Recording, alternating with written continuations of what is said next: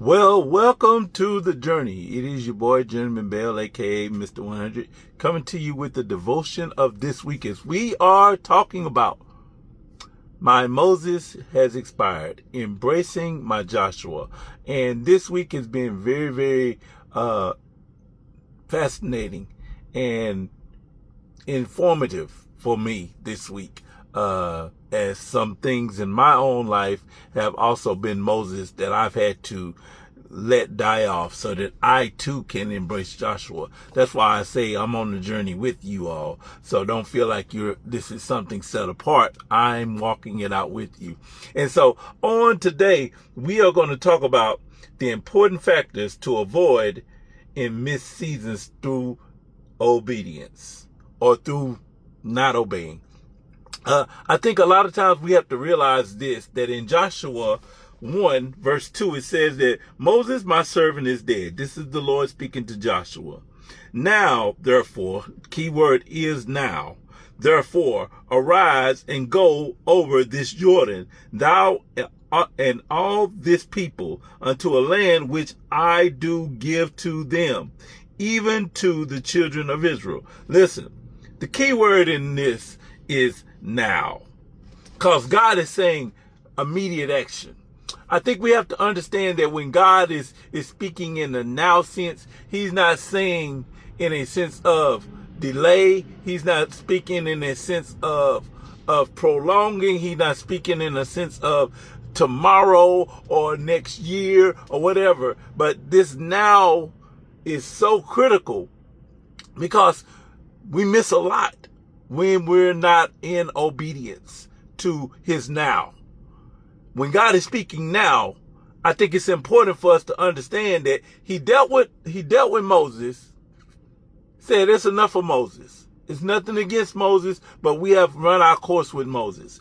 And now it is time to move forward. And if we are not in our now place, in our hearing in God, we are going to miss great seasons through not obeying him. He wants us to be obedient. And he also wants us to be very timely in our obedience. So we're going to talk about the important factors to avoid missed seasons through obedience. Watch this. We have to stay in the current. He said now. God didn't speak. Watch this. God didn't stop speaking. We stopped moving. See, and that becomes the problem. A lot of times that we think that God is not speaking to us anymore, and we wonder, where is God? And God is like, I ain't stopped speaking. It's just where you are, you can't hear me. It's like somebody that's somewhere far off trying to yell out your name. You can hear him from the distance, but you can't hear him clearly. And a lot of times we can't hear God clearly because he's moved from the place we're in, and we're trying to hear him like we were. And God says that I'm not where Moses was. I'm where Joshua is. So where is the Joshua speaking in your life right now? Where is the Joshua speaking to your situation right now? The thing that's been dying off, that God has been saying is dead, it has no more life to it? Or is he really speaking to Joshua saying it's time to move? Because we'll let our Moses dictate our whole being and we'll become stagnant. I talked about that on this earlier this week. We are going to have to start listening to our Joshuas. Our Joshua is speaking loudly, and we have to obey Joshua right now because he's the only one that's got life to us. Moses has no more life. Moses is not here anymore. Your situation of Moses is no longer active. You have got to stay in the current. So we're going to talk about three things right quick on this importance.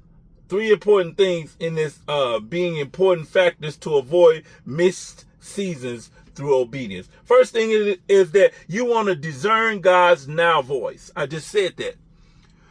Discern it. When can you not feel the criticalness of God's now? That there's an urgency from where you are. There's a lowness. There's a depth. There's a non-moving place occurring inside of you. And you're like, God, what do I do? And a lot of times it becomes blurred because we keep reminiscing over what we were doing to hear from God. and what God is speaking now for us to do. The now of God is speaking, and we got to be discerning. Ask God, remove the scales from my eyes. If I've been reflecting too long on Moses, remove that so that I can be in the now of your voice. The now of God's voice is so critical because that next step is the next step into a great season or a missed season or a regret season. A great season or a regret season. I like that, God. A great season or a regret season. Regret. Catch it. Listen. Discerning God's voice now. Watch this. Stay alert. We got to stay alert. Be sober-minded. Stay sober-minded in the things of God. Because as much as you hate to see the season that's passed with Moses, you got to stay in your current. You got to stay in your right now with God. You got to stay alert. Say, God, wake me up so that I can hear you right now. Wake me up so that I can be in my now with you. Moving on. Yesterday's manna can't feed today's assignment. Whew. Your yesterday's manna, the things that you were believing God for, that God came and reigned and ruled and dropped in your life, those miracle seeds, those miracle moments, you can't live off of that. That's yesterday's manna.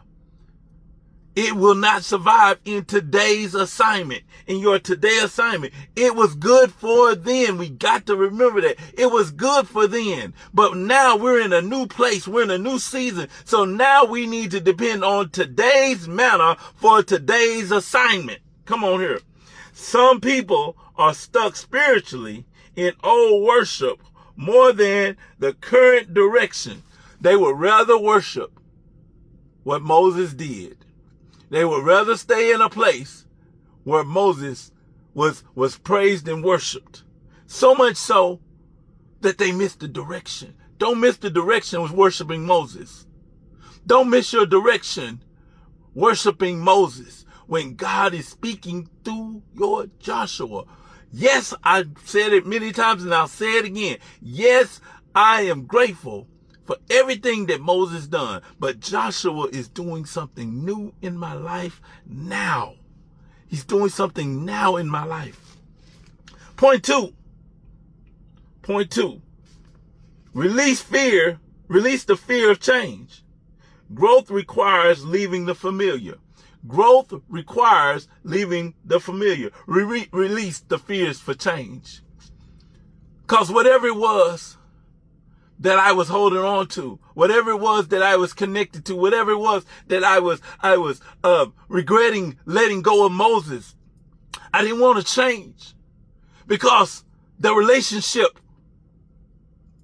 I didn't want to change because the ministry, I didn't want to change because the family, I didn't want to change. I didn't want to let it go. I feared change because I didn't know what I was going to get. I didn't know what I was going to get if I was willing to let go of Moses. So I feared the unknown. I feared the elements of what I didn't know was going to change. I didn't know what change was going to bring. I didn't know if I was going to be further back because Moses was a great leader. Moses did great things. So I did not know. I didn't know what he was going to do. I didn't know what Joshua was going to do. I was unfamiliar. I didn't recognize. I didn't know where things were going. So I feared change. But growth requires leaving the familiar. We got to, if we're going to embrace Joshua, we got to realize that there's going to be some things going. Yeah, we're going to miss out some things. We're going to miss some things. Some things that Moses does that Joshua will never do. But there are some things that Joshua will do that Moses will never, ever do. We got to see it. We got to see the balance of. Moses did things that Joshua can't do. And Joshua did things that Moses would never do. So you got to stay in your now place. When it comes to Moses, when it comes to Joshua, you got to stay in your now place of both. Moses is dead. Now, Joshua is leading you now. Stay in the current. Let's go. Fear will dress itself up in waiting on God. Listen, the worst thing you can do is use waiting on God as a cover-up for your real fears to move forward. Because it will. Waiting on God to do more, waiting on God to open up another door, waiting on God to do this, waiting on God to do that. Need 18 confirmations for God to show you that this is a new season of your life. You need 15 cows on the moon, and you need 32 horses in the field for it to be lined up with God. And all you're saying is that I'm afraid of going forward into the place that God has me because I don't know what that is. I know what Moses was, but I don't know what that is. And because of that,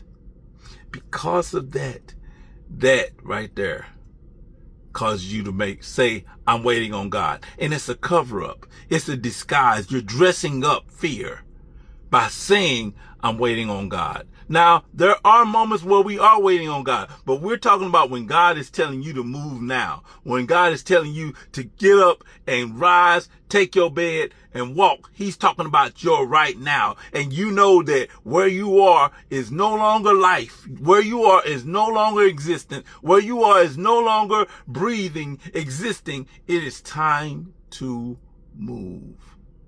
And you're saying, I'm waiting on God as an excuse not to use your faith. I'm waiting on God as an excuse for, I don't know what's really going to happen.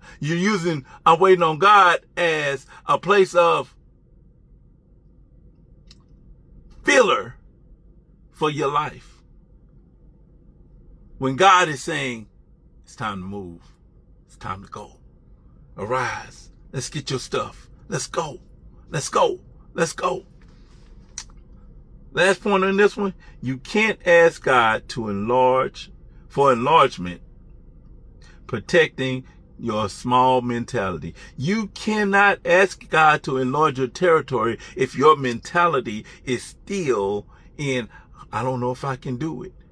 We've got to fix that mentality for where we're trying to go to. We've got to fix that mentality to where God has said that there is a land flowing with milk and honey. We got to fix our milk and honey mentality and move it from this, oh, Lord, just please get us out of this place mentality. We've got to change our perspective into the land that God has for us, the more than enough place that He has for us. We've got to enlarge our mindset for the greater place inside that He's calling us to. Last but not least, remember this. Third point, remain teachable and flexible. Very important. You got to stay teachable and flexible, because now that you transitioned into trusting Joshua, you got to be ready for whatever can come that will change you and make you what God has called you to be. So that means that you have to be willing to learn new ways and new operations. That means it's like going to a new job. You can't expect to do the old things on a new job. You can't expect to do what a new position brings to you the same way. Everything that shifts requires the change for it. So you have to be saying, I have to go into this thinking that I got to learn something new. I got to do it a different way, and I got to operate differently. If transition feels difficult, it's because God is trying to break your patterns. If it feels like hard to let go because these are old traditional ways, and you're fighting with yourself to let go of what God used to do, and well, it worked better this way when Moses was alive. When you're doing those things, you are creating a very, very, very difficult place of God's breaking pattern, because He's going to break you. The pattern is going to break you. But it's because God is trying to get you ready for the new, the Joshua, the new transition, the new direction. Quick point. If you think you already know, you already missed the lesson. You can't think that you already know what God is doing. You can't already think that you're already in this place where you already have it figured out. You're going into a new place. You're embracing your Joshua. So therefore, you have no idea what God's about to do. But you got to stay flexible. And if you already think you got it down packed, then you are already packing yourself up for a real bad lesson. And you are ready and destined to fail. Last point, 4, is act quick to God's instructions. Remember this, God's opportunities often come with urgency. Opportunities come with urgency. Opportunities come with urgency. Opportunities come with urgency. Enough said on that. Remember this, movements create clarity. The more you move, the more you see. If you move forward and it don't look like God, you'll see it. God will quicken your discernment, because I said that in the first one. Discernment of God's voice. This is how we're learning God in this new place that he's taken us to. This is how our execution becomes more critical in the things of God, because now we are listening and we are moving. And therefore, in the movement, we're able to see what we need to see. And if there's anything that God is not seeing and God is not showing and God is not doing, if there's anything that God is not in, you're going to see it with clarity and move quickly. Watch this. Last point is stay still. Staying still creates frustration. Movement creates clarity. Staying still creates frustration. Because why? What you're doing is you're staying stuck, staying stagnant, staying still, becoming more and more irritated, wanting God to move, and God can't move because you can't hear his voice, and you can't hear his voice because you're still in the same place of not moving. So now frustration begins to set in, and now it's unclear because you're in a place and God's in another place. So once you start moving, then God can start speaking. You'll get clarity. But if you stay where you are, you're going to stay frustrated. Understand this. We've got to stay in the current when we finally let go of the past. Let's embrace Joshua. Let's move in the things of God. And let's achieve the new directions that he set for us. This is the journey where we believe in taking life one step at a time. Y'all take care. We'll talk soon.